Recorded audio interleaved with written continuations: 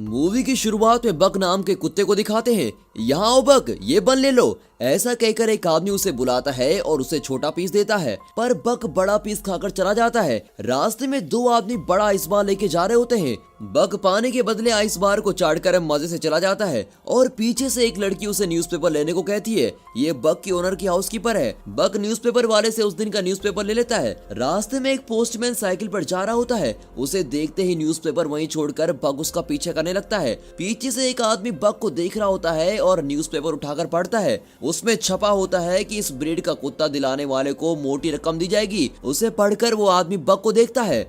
बक postman का पीछा नहीं छोड़ता और कुछ दूर पर बेचारा पोस्टमैन गिर जाता है। वो हाउसकीपर से कहता है कि कुत्ता संभालो मैडम, मुझे मरवाओगी क्या? वो लड़की बक से कहती है, बक तुम घर जाओ और सबको जगाओ, गुड बॉय। बक घर में सबको जगाने के बजाय उन्हें टॉर्चर कर रहा होता है। उन बेचारों के बेड पर कूद कूद कर उन्हें हवा में उड़ा रहा होता है। वो इतनी तेज भागता है कि किचन में रखे कप्स भी वाइब्रेट करने लगते हैं। वहाँ के कुक्स भी बक की आवाज सुनते ही सारा खाना छुपा देते हैं और अब बक तेजी से किचन में आता है तो वहाँ खाने की कोई चीज नहीं दिखाई देती। बेचारा बक बेबस होकर नौकरों को देखने लगता है, लेकिन वे बक को कुछ नहीं देते और उसे बाहर भगा देते हैं। फिर बक को उसका ओनर घर के बाहर लेके जाता है और दरवाजा बंद कर देता है, पर बक खिड़की से अंदर आने के लिए फिर से कूद रहा होता है। पर ओनर कहता है कि आज के दिन तुम बाहर रहोगे और तुम खुद ही डिसिप्लिन सीख जाओगे। इतने में बक एक खरगोश को देखता है और उसके बिल तक उसका पीछा करता है। फिर वो अपना सर बिल में घुसा देता है। जब वो सर बाहर निकालता है तो देखता है कि वहाँ बहुत सारे लोग आ रहे हैं। तब पता चलता है कि घर में मेहमान आए हैं और उन्हीं के लिए शानदार दावत तैयार हो रही है। अब लॉन में सारा खाना सेट कर दिया जाता है, जिसे देखकर बक खुशी से झूम उठता है। तभी सारे गेस्ट ग्रुप फोटो खिंचवा रहे होते हैं। तभी क्लिक करते वक्त मुंह में एक लेग पीस लिए बक बीच में आकर फोटो के लिए पोज करता है और सभी चौंक कर बक को देखते हैं। फिर टेबल को देखते हैं तो लगता है जैसे खाने पर बवंडर गुजरा हो। ओनर गुस्से में बक के मुंह से लेग पीस खींचता है, पर उसके हाथ में सिर्फ हड्डी आती है। स्मार्ट बॉय बक ने मांस ऑलरेडी खा लिया होता है। उस रात ओनर उसे डांटता है कि एक दिन भी तुम डिसिप्लिन फॉलो नहीं कर सकते क्या? आज सबके सामने तुमने मेरी नाक ही कटवा दी। ये कहकर वो दरवाजा बंद कर लेता है और बक को बाहर सोने को कहता है। सुबह होने पर एक आदमी वहां आकर बक को बुलाता है। बक सोचता है ये नया कैरेक्टर कौन है भाई। वो उस आदमी के पास जाता है। ये वही आदमी है जिसने पहले दिन न्यूज़पेपर का ऐड पढ़ा था। बक उसकी गाड़ी में बहुत सारा खाना देखता है और उसके अंदर चढ़ जाता है। तब अचानक कुछ लोग दरवाजा बंद कर देते हैं। अब वे बक को ट्रेन में कहीं लेके जा रहे होते हैं। बेचारा बक कंफ्यूज हो जाता है कि ये लोग उसे कहाँ लेके जाने वाले हैं और बॉक्स के छेद से वो बाहर देख रहा होता है। एक जगह पर उस बॉक्स को एक आदमी तोड़ता है। बक बाकी बॉक्स को खुद ही तोड़कर बाहर आ जाता है। वो आदमी डांटता है कि ओवर एक्टिंग मत कर, सिर्फ मेरे ऑर्डर्स फॉलो कर। बक उस पर झपड़ता है, पर वो छड़ी से उसे मारता है। अब बक किसी तरह संभल कर खड़ा हो जाता है। वो आदमी कहता है कि मेरी बात मानोगे तो नहीं मारूंगा, समझे? और डर के मारे बेचारा बक चुपचाप हो जाता है। फिर वो बक को एक खंभे से बांध देता है। बक रस्सी तोड़ता है और सबको धक्का देकर ऊपर भागता है। ऊपर जाकर पता चलता है कि वो एक शिप में है और वो शिप अलास्का जा रहा है। अब वे बक को एक बूढ़े के हवाले करते हैं। बक को वहाँ के लोगों के पहनावा थोड़ा अजीब सा लगता है। चलते चलते वो पहली बार बर्फ पर पैर रखता है और उस मोमेंट को बहुत ही एंजॉय कर रहा होता है। इतने में बर्फ गिरने लगता है और उसकी खुशी का तो ठिकाना नहीं होता। कुछ दूर पर वो जॉन नाम के एक बूढ़े से टकराता है। जॉन उसे देखकर चला जाता है, पर उसका माउथ ऑर्गन गिर जाता है। बक उसे उठाकर जॉन का पीछा करता है। अब जॉन शिप पर चढ़ जाता है और मुड़कर देखता है कि बक के मुंह में उसका माउथ ऑर्गन है। वो अपना माउथ ऑर्गन ले लेता है। तभी एक आदमी बक के गले में रस्सी डालकर लेके चला जाता है। बक को किसी पेट शॉप में छोड़कर वो चला जाता है। तब पैरोल्ट नाम का एक आदमी आकर बक को खरीद लेता है। फिर वो उसे लेकर एक बर्फीली जगह पे लेके जाता है, जहाँ लोग भारी बोझ लेकर एक रस्से की मदद से पहाड़ पर चढ़ रहे होते हैं। पैरोल्ट बक से कहता है तुम आगे जाना चाहते हो तो जा सकते हो। अब बक खुश होकर आगे बढ़ता है। ऊपर जाकर पता चलता है कि उस बर्फीले पहाड़ पर एक गांव बसा हुआ है। अब पैरोल्ट की असिस्टेंट फ्रेंकोइस को दिखाते हैं। वो पैरोल्ट से पूछती है, मैंने 2 कुत्ते मांगे थे और आप एक ही लेके आए। पैरोल्ट कहता है कि ये एक ही 2 के बराबर है। फ्रेंकोइस बक को देखती है और उसे दूसरे कुत्तों से इंट्रोड्यूस करवाती है, जिनमें से एक हस्की ब्रीड का कुत्ता है। उसे देखकर कहती है कि यह है स्पिट्स और आज से यही तुम्हारा बॉस है। फिर वे कुत्तों को एक गाड़ी से बांध देते हैं और कुत्ते तेज दौड़ने लगते हैं। बक काम पर नया होने के कारण पहले डगमगाता है और सारे कुत्ते एक और भाग रहे होते हैं और बक किसी दूसरी डायरेक्शन में भाग रहा होता है। कुछ दूर पर गाड़ी उलटकर गिर जाती है। अगले दिन फिर से उसी तरह कुत्ते बांधे जाते हैं और वे कुछ पार्सल डिलीवर करते हैं। रात को सारे कुत्ते फिश खा रहे होते हैं। तब स्पिट्स बिल्कुल एक बॉस की तरह दूसरे कुत्ते का फिश छीनकर खाने लगता है। ये देखकर बक उस बेचारे को अपना फिश दे देता है। उसकी रहमदिली देखकर बाकी कुत्तों के दिल में बिग बी का गाना तेरे जैसा यार कहाँ कहाँ ऐसा याराना ये प्ले हो रहा होता है। अब अगले दिन वहाँ का तालाब फ्रीज हो जाता है। उसमें छोटा गड्ढा बनाकर स्पिट्स अकेला पानी पीता है और दूसरे कुत्तों को पीने नहीं देता। तभी बक पास एक बड़ा गड्ढा खोदकर दूसरे कुत्तों को पानी के लिए इंतजाम करवाता है। अब पैरोल्ट और फ्रैंकोइस उस फ्रोजन लेक पर चल रहे होते हैं। अचानक बर्फ मेल्ट होता है और फ्रैंकोइस पानी में गिर जाती है। बक तुरंत दौड़कर पानी में कूद जाता है और फ्रैंकोइस को बचा लेता है, लेकिन खुद पानी में डूबने लगता है। बक बक चिल्लाकर पैरोल्ट चिल्लाने लगता है और उसे हाथ देता है, पर वो नजर नहीं आता। पैरोल्ट मायूस होकर बैठ जाता है। तभी उसे कोई एक छड़ी पकड़ाता है। वो उस छड़ी से बर्फ को तोड़ते हुए मुड़कर देखता है तो वहाँ बक खड़ा होता है। पैरोल्ट खुशी से उसे गले लगा लेता है। स्पिट्स ये सब दूर से देख रहा होता है और उसे बक के नाम से अब चिढ़ होने लगती है। अगले सीन में बक एक रैबिट को पकड़ता है और उसे बिना कुछ किए छोड़ देता है। अब स्पिट्स उस रैबिट को चेस करके उसे मार डालता है। फिर वो आकर बक को देखता है। उसकी आंखों में साफ नजर आता है कि यहाँ एक ही गुंडा है और वो गुंडा मैं हूँ। वो कहता है पहले तुम कुत्तों के फेवरेट बने और अब ओनर के फेवरेट भी बन गए। मेरी जगह लेना चाहते हो तो मुझसे मुकाबला करो। फिर वो भागकर बक को अटैक करके उसको जमीन पर पटक देता है। फिर दूसरे कुत्तों से उसकी नस्लें कहते हैं देखा हमेशा मैं ही बॉस रहूंगा। बाकी कुत्ते डर के मारे फ्रीज हो जाते हैं। अब बक उठकर स्पिट्स को घूरता है। स्पिट्स फिर उसे अटैक करने जाता है, पर इस बार बक उसे ऊपर उठाता है और फट से जमीन पर पटक देता है। स्पिट्स डर जाता है और इस तरह बक उनका नया डॉन बन जाता है। अगले दिन पैरोल्ट गाड़ी तैयार करके स्पिट्स को ढूंढता है, पर वो कहीं नजर नहीं आता। पैरोल्ट दूसरे कुत्ते को उसकी जगह पर बांधता है, पर वो कुत्ता नखरे करने लगता है। अब पैरोल्ट परेशान होकर चला जाता है। तभी बक उस जगह पर आकर खड़ा होता है। पैरोल्ट उसे शाबाशी देकर बेल्ट पहनाता है और गेट सेट गो कहते ही बक और उसके साथी तेज भागने लगते हैं। वहाँ कई रेंजर्स दौड़ रहे होते हैं। रेंजर्स के बीच बक की टीम अपने रथ को खींच रही होती है। इस सीन को शानदार नहीं तो और क्या कहेंगे। तभी पहाड़ से ढेर सारा बर्फ सरक कर तेजी से नीचे आ रहा होता है। भागते भागते बक कुछ प्लान कर रहा होता है। पैरोल्ट चिल्लाता है, पर बक सीधे पहाड़ की ओर दौड़ता है।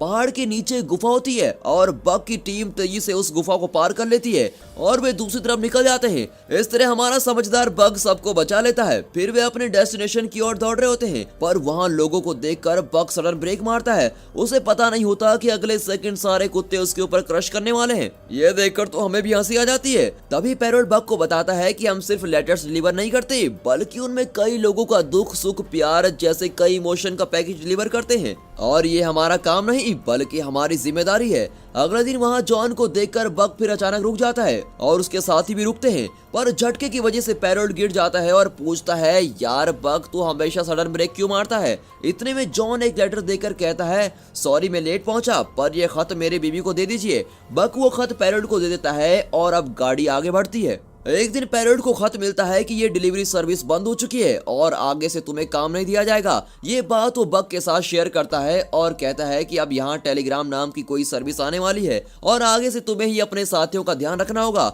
ये कहकर पैरोल्ट और फ्रैंकोइस उदास होकर वहाँ से चले जाते हैं। बक और उसके साथी भी उदास हो जाते हैं। फिर वहाँ हल नाम का आदमी आकर सबको अपनी गाड़ी से बांध देता है और गाड़ी में बहुत भारी चीजें रख लेता है। बक की टीम से बिल्कुल भी खींचा नहीं जाता।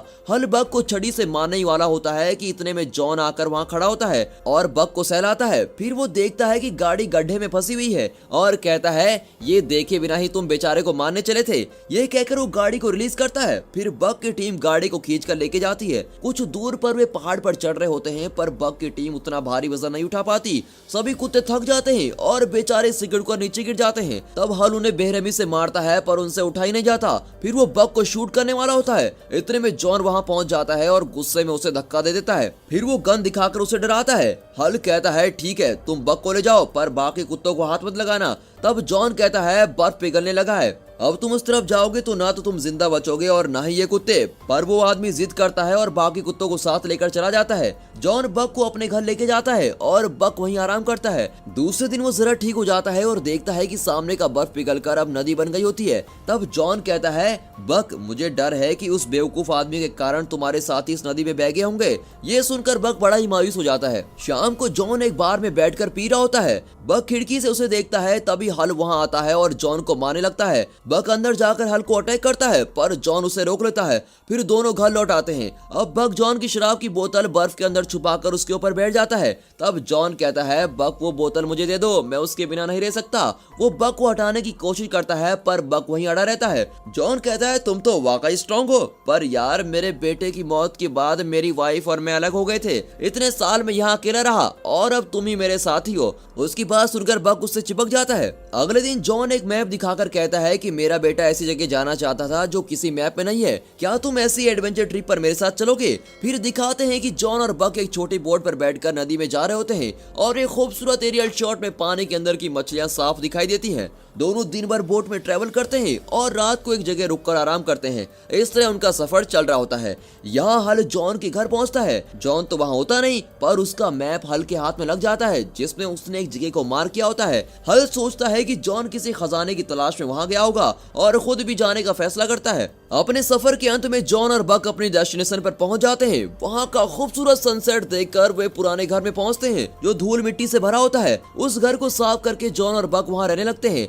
अगले दिन जॉन नदी में नहा रहा होता है तो उसे सोने का टुकड़ा मिलता है। वो बक को भी सोना ढूंढने को कहता है। अब बक ढूंढकर एक पत्थर निकाल कर लाता है। जॉन कहता है उतना बड़ा नहीं बक, ऐसे छोटे छोटे टुकड़े हो तो मुझे दिखाओ। बक पत्थर फेंक देता है और अब की बार सोने का बड़ा सा टुकड़ा निकलता है, पर वो सोचता है कि जॉन को तो छोटा पत्थर चाहिए, इसलिए वो सोने को फिर से पानी में फेंक देता है। जॉन कहता है मेरे बेटे ने जो कहानियां पढ़ी थी वो शायद सच्ची हैं, इस जगह पर सोना ही सोना है। तभी बक वहाँ भागती हुई सफेद भेड़िनी का पीछा करता है। इतने में एक ग्रिजली बियर आकर बक को डराने लगता है और अब बक डरकर जंगल की ओर भागता है। अब वो सफेद भेड़िनी आकर बक के पैर पर मारकर भाग जाती है। बक अपना पैर उस भेड़िनी के फुटप्रिंट पर रखता है तो देखता है कि दोनों एकदम मैच होते हैं। अब बक को लगता है कि अरे ये तो मेरी नस्ल की लगती है। अगली सुबह बक नदी के किनारे लेटा होता है। भेड़ियों का एक झुंड वहाँ किसी सुअर का शिकार कर रहा होता है। उनमें से एक भेड़िया नदी में गिर जाता है और पानी के साथ खींचा चला जाता है।